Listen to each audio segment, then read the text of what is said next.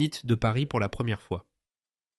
En 2000, il est le premier artiste africain à se produire et à remplir la plus grande salle de France, le Palais Omnisport de Paris-Bercy, le 19 février 2000. Il remplit les 17 000 places sans aucune promotion, seulement avec du bouche à oreille. En tout cas, les caméras de France 2, M6, Canal+, étaient présentes, et la chaîne MCM Africa enregistra l'intégralité du spectacle, qui dura de minuit jusqu'à 6-7 heures du matin.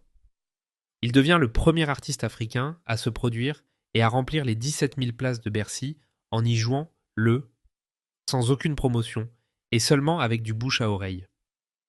Cet événement se produit à la suite de ses précédents concerts à guichets fermés, au parc des expositions de la Porte de Versailles à l'Olympia au Zénith de Paris En janvier 2001, après Bercy, l'album du Quartier Latin, Force de frappe, sort avec des chansons telles que Éternellement de Fally Ipupa, Dulciné d'Eric Tutsi, Compressor de Mamal Manzenza, Cotisation de Nseka Kudifelela et beaucoup d'autres.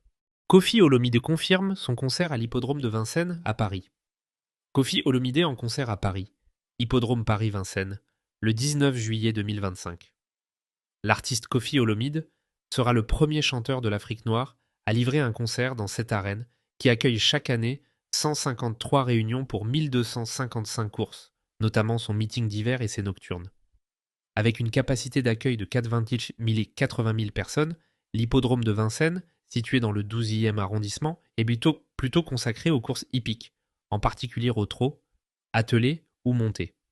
Mais il reçoit aussi des concerts tels que ceux, parmi les plus marquants, de Johnny Hallyday le 20 mars 1988, Elton John le 18 juin 1992 et Michael Jackson le 13 septembre 1992.